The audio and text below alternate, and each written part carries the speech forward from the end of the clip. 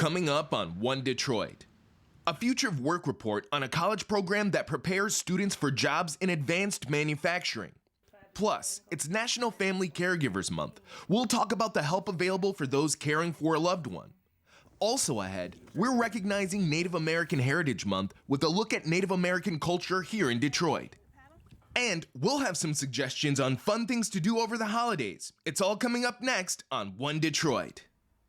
From Delta Faucets to Behr Paint, Masco Corporation is proud to deliver products that enhance the way consumers all over the world experience and enjoy their living spaces. Masco, serving Michigan communities since 1929. Support for this program is provided by the Cynthia and Edsel Ford Fund for Journalism at Detroit Public TV.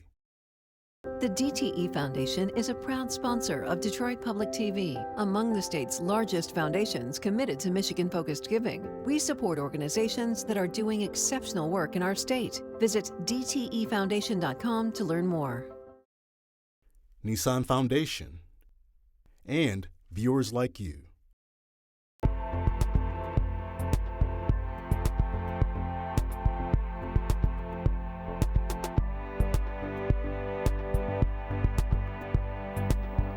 Just ahead on this week's One Detroit.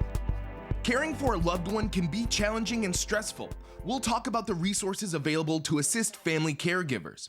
Plus, we'll explore the rich Native American history and traditions here in Michigan.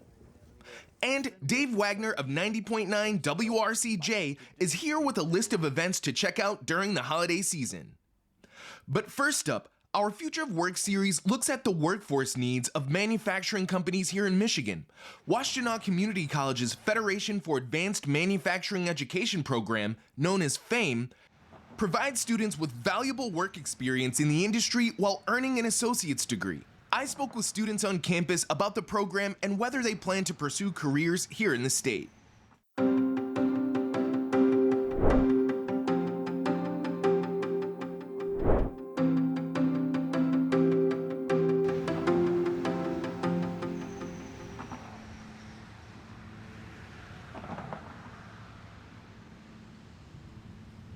This is Washtenaw Community College's Vice President of Workforce Development and Community Engagement, Brandon Tucker. He works with Southeast Michigan employers to fill gaps in the labor force. What we're hearing is that we need people not in 2, not in 4 years. We need people right now with the base set of skills, and we'll help them grow and encourage them to go back to school or to finish their education. So a lot of those employers are saying, I'll hire them right now, I'll pay for them to stay going to Washtenaw, and I'll make a commitment to make sure they finish while they're still on the job getting valuable work experience and in some cases, more importantly, a paycheck. The program to take this path at WCC is called the Michigan Federation for Advanced Manufacturing Education, or FAME, a work and learn program between WCC and advanced manufacturing employers. There are chapters throughout the country, but WCC started the first in Michigan in January. This is 32-year-old Andrew Denton. He's enrolled in the FAME program for advanced manufacturing and mechatronics, the study of technology combining electronics and mechanical engineering. I work at this place called Orbit Form out in Jackson, Michigan. Great company, great group of guys building impact rivet machines. I work there 3 days a week, and then I come to school the other 2 days a week, and I have a full course load. Before you made the decision to come back to school, what was the decision-making process? For me, it was like I literally just couldn't keep going the way that I was going. I was just like, if I don't have some type of education, I'm not going to be able to get the type of pay I want. I'm not going to be able to live the type of lifestyle I want. At the end of the program, I should have around 1,800 hours of work experience and an associate's degree in mechatronics. Although Denton sees a future here in Michigan, the Citizens Research Council of Michigan, who studies Michigan's growth and economic challenges, says that overall the state is suffering from brain drain, the loss of in-state college graduates to other states. WCC's solution is exposing younger students to in-demand fields and careers here in Michigan. We know there's, at any given time, 100,000 jobs open in Michigan. We know at any given time, southeastern Michigan, where we're situated, has probably about 30,000 to 40,000 of those jobs. We know that years ago there was a real interest and investment at trying to get students to think about things other than just the 4-year degree, the 2-year degree, the certificates. We try really hard at the college to engage our high school partners early. WCC recently hosted high school juniors and seniors from multiple districts. They had no idea about mechatronics. They had no idea about cybersecurity. They had no idea about additive manufacturing. If we start reaching back and start saying, at the high school level, this is an opportunity, then I think that we go further faster. The FAME program is keeping some students in Michigan, but what about students who aren't a part of it? So when you're done with your certificate, with your degree, when you're finished with your program, are you planning on staying here in Michigan? I'm planning on leaving, living in another state. Well, I want to go into IT, so I plan on going to Atlanta to, pursue that career. I'll be here probably the rest of my life. I love Michigan. Is there anything in particular that's keeping you here?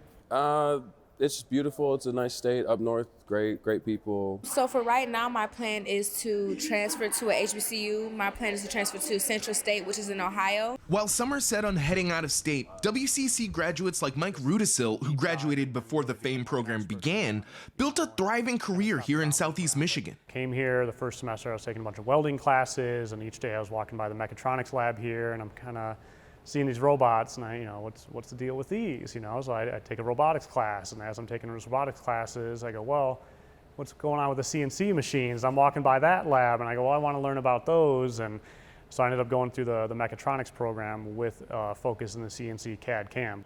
Are we allowed to talk numbers? Or? Oh, please Okay. do. So, in the field I was in before I chose to come back here, I've been where I'm at now for about 4 years. My income's more than doubled. It's nearly tripled if you count. I do additional consulting and tutoring and different things on the side as well. Is there a sentiment, because sometimes you hear people who are going into highly technical fields that they feel like they have to leave Michigan if they want to get a job or be competitive? No, I don't think so at all. I think there might be a misconception and how people see factories and how things are made, but things are becoming more and more technical. Are you planning on staying here in Southeast Michigan to continue your career? Yep, I will be here for the foreseeable future. Denton's reasons for staying aren't just tied to a career path. I'm not even looking at it on an economic base. I'm looking at it like a world like the East Coast floods all the time, has crazy snowstorms. The West Coast is on fire all the time. South is going crazy. We have all the fresh water up here, so I feel like Michigan is like the logical place to be. There's not a lot of natural disasters. So I feel like, I don't know, I see the trend that a lot of people are leaving Michigan, but I have a feeling over the next 10, 15 years, a lot of people are going to be coming back to Michigan.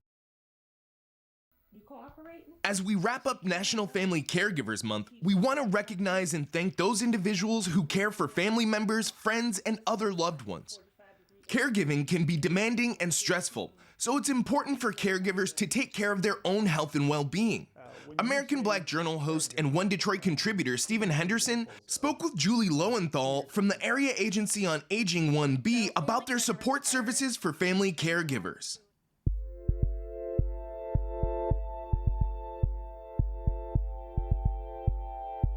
This is a really important topic right now. It's a really pressing topic in so many people's lives. And the way we think about caregiving and caregivers seems like it's changing quite a bit. I think we're understanding more about what caregiving is and how crucial it is. And we're really expanding the way we think about who is a caregiver and what support they need. It is National Caregivers Month. So tell us where you think we are and about the month that brings the focus to this issue.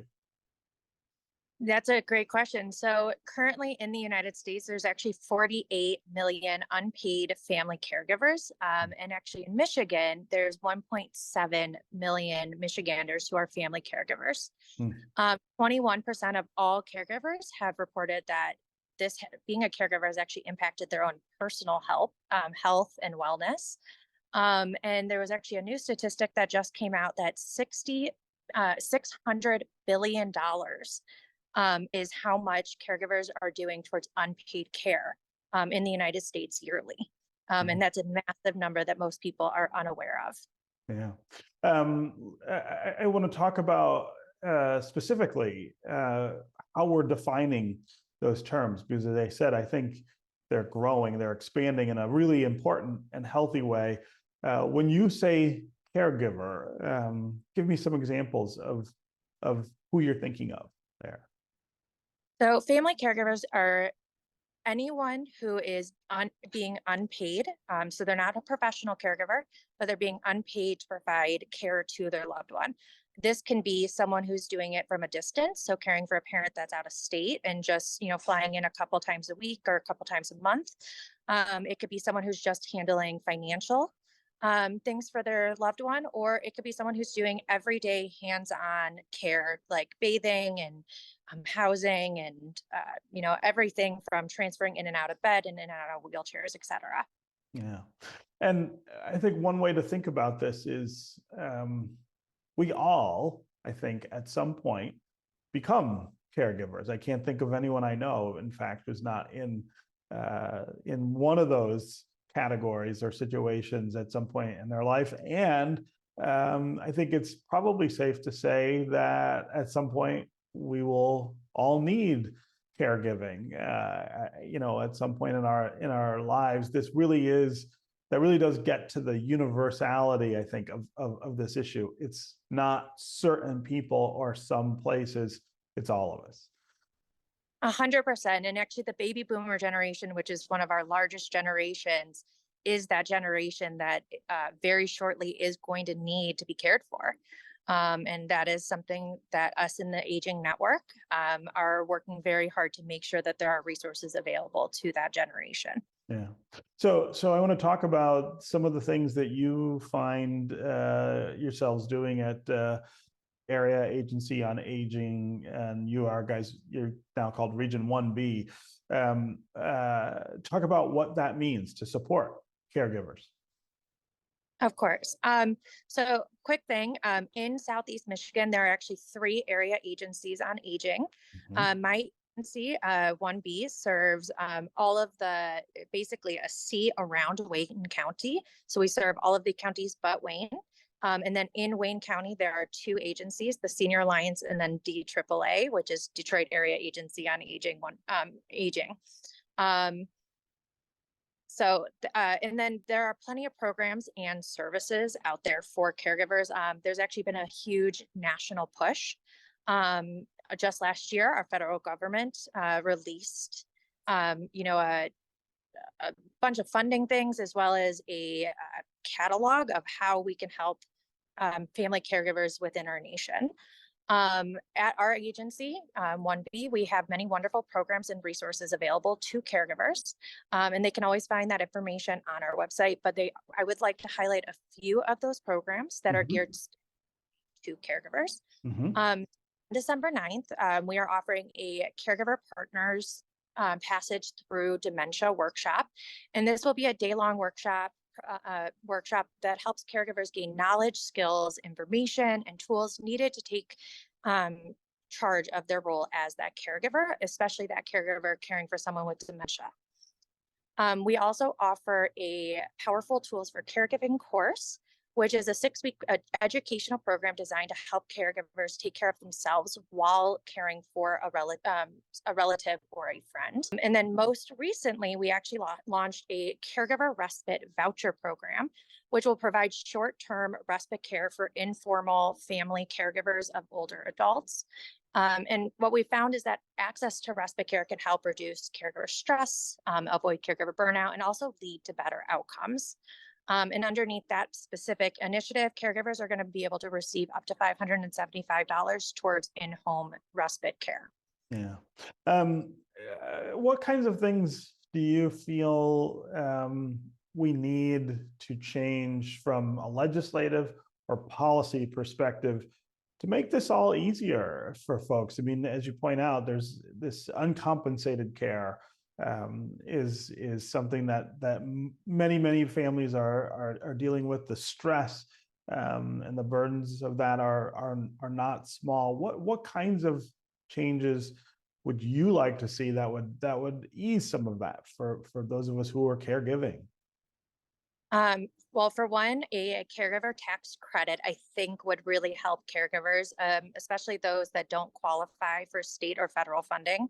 That will just help alleviate some of that personal financial burden. Also, workplace initiatives to allow caregivers to take that FMLA so that they are able to care for their loved one without the risk of losing their position at their work.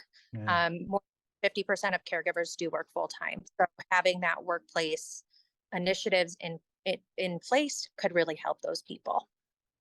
A lot of times when we're talking about caregiving, we're talking about end of life or late in life care, and I think that the word dignity comes up a lot. How we think about that, how we define it, not just for the people who are receiving care, but also for the ones who are giving it. I want to give you just a little opportunity to talk about what dignity means in this context and how we make sure that that dignity is something that defines this experience for people. Dignity can be seen, especially for our aging population, is one, to not discount them. Even when they are maybe showing signs of Alzheimer's and dementia, they still are capable of making decisions based off of what they want. So making sure that their voices are being heard. November is also Native American Heritage Month, a time to celebrate the history, traditions, and contributions of Native Americans. One Detroit contributor, Bryce Huffman, has the story of two people connected with Detroit's Native American community who are working to teach people about the rich indigenous cultures in the Great Lakes region.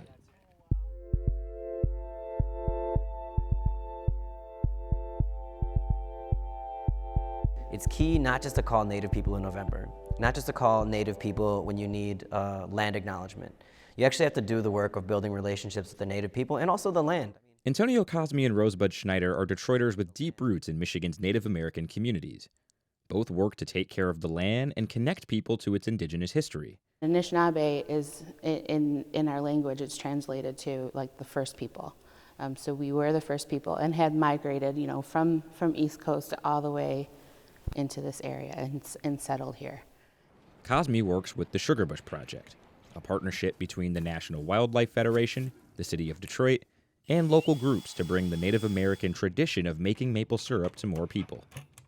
As spring starts to come, it's the most beautiful way to watch the transition of the season, is just to be outdoor in the forest with all of your friends in your community, working really hard to gather maple sap. What else does this project hope to give to Detroiters? Being that we're in a city and we're so disconnected from nature, it's really, really important that in the little bits of nature that we do have, people can form those sorts of bonds that are deeper than traditional relationships with nature. I think a lot of times people are recreating in nature, people are camping, and that's fine. I support all those sorts of activities, but participating in a traditional ecological activity with Native people in nature is just such a deeper, richer way to plug yourself into the season and plug yourself into the ecosystem that we all come from.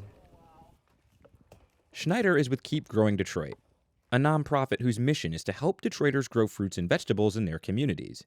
She says the organization is currently supporting about 2,300 gardens across the city. This is my second season now with Keep Growing Detroit, and the only Anishinaabe person on staff, so that comes with great responsibility to continue to create a space, not just for myself, but for other Indigenous people in the community that need to feel welcomed and connected to land. We've partnered with Black to the Land in the Sugarbush operation. We've planted a Three Sisters garden this year. We've opened up lots of other opportunities for traditional ecological knowledge to be shared. Black to the Land is a group of Black, brown, and Indigenous nature lovers who help fellow people of color have meaningful outdoor experiences. A Three Sisters garden is one that grows corn, beans, and squash together to enrich the soil and keep pests away. Agriculture was a huge part of life for all Indigenous people, basically everywhere in the state of Michigan and across the country. What are some growing techniques or ways that you think about food that would benefit all Detroiters of all walks of life? Not everyone is going to have the green thumb or the capacity to have a big thriving garden. That's why you partner with your neighbors. I can grow this if you grow this, and that kind of trading happens. We do tons of classes where we teach people how to grow in containers, how to grow in small spaces. There are tons of community gardens that you can tap into, and people would love for for neighbors to come out and grow their own food. I mean, that's the part of like building community is, you know, sharing skills and resources together. Yeah, and there's like foraging, hunting. There's a lot of ways that you don't have to just grow too. Food sovereignty extends into the water, into fishing from the river. So there's a lot of ways it looks, you know, gathering food and building a relationship with the ecosystem we're in. Unfortunately, a lot of Detroiters, myself included, don't really learn a lot about our Native ancestry or roots in the city while we're in school. What's a good way for Detroiters to learn about this and connect with it on a deeper level? It's connecting with the indigenous communities. It's seeking out, you know, reading and following indigenous creators and like learning the actual story. It's within our, you know, it's on us to learn these things for ourselves. Yes, you can go out and be educated and, you know, ask your Native friend, you know, all kinds of burning questions, but you have to take that responsibility. And I think there's just a lot of ways to get engaged in defending the land, getting away from the food systems that are like, you know, making us sick and unhealthy, getting into nature, foraging, meeting with Native people, tapping into organizations. There's a lot of ways that people can connect in. Talk to me about some of the lessons that Natives and Black and Brown communities have all been kind of learning by themselves, but maybe need to be leaning on each other to learn and teach. I think there's a lot to be said about the ways in which we have to recognize that colonization isn't an event that happened in the past, but it's something that's ongoingly happening to this very day in the ways that we manage land, in the ways that we orient ourselves towards nature, in the ways that we separate ourselves from the ecosystems that we're a part of. And I think there's a lot of lessons to be learned in that. And I think all people do this, but like my struggle's worse than your struggle type of thing. And we really need to get away from that, you know, like the divisiveness that is just so like prevalent. And, you know, continue to connect with these things, with it, especially with the land. There's always something to be doing in every season that will connect you with what's going on in nature at that point in time. And it's a beautiful way to honor the earth and to honor yourself and honor the land and the Native people of this land, to participate in those seasonal harvesting activities. You know, in spring, on Mother's Day, Black to Land is going to be doing a silver bass run. You know, we'll be doing out there walleye fishing too. So, you know, just like think about how the ways in which the season brings abundance. And tapping into that abundance is a really awesome way to disconnect yourself from the food system into something that's like much deeper. The holiday season is in full swing, and there are plenty of events taking place in Metro Detroit to celebrate this festive time of year. Here's Dave Wagner from 90.9 WRCJ with today's One Detroit Weekend. Hi there, I'm Dave Wagner with 90.9 WRCJ, and even with the chill in the air, there's still much to do in and around the city, like the downtown Detroit markets in Cadillac Square that are open through January 7th. There you can support small businesses as you check off your holiday shopping list. Now, starting tomorrow through December 3rd, Cirque Dreams Holidays will be on stage at the Fox Theater. Beautiful choreography will be on display. You know, I truly marvel at what those performers can do. Should be a great show. And on Saturday, you can enjoy Noel Night in the Midtown and Cultural Center districts of Detroit. The annual event has live music, holiday shopping, make and take activities, and so much more. It's kind of like an open house celebrating the city's creativity. Also on Saturday is the Michigan Sneaker Exchange at Huntington Place. That's right. You can buy, sell, and trade your shoes and shop from over 150 vendors. This is Michigan's largest sneaker show. Then on Sunday, you can walk those new sneakers over to the Music Hall Center for the Performing Arts, where the Celtic Woman Christmas Symphony Tour will take the stage. And of course, there's so much more to do around here, so stick around to see a few more events coming our way. Have a great weekend.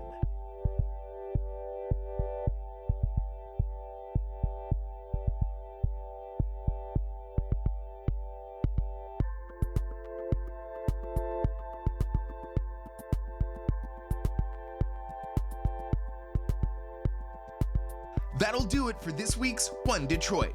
Thanks for watching. Head to the One Detroit website for all the stories we're working on. Follow us on social media and sign up for our weekly newsletter.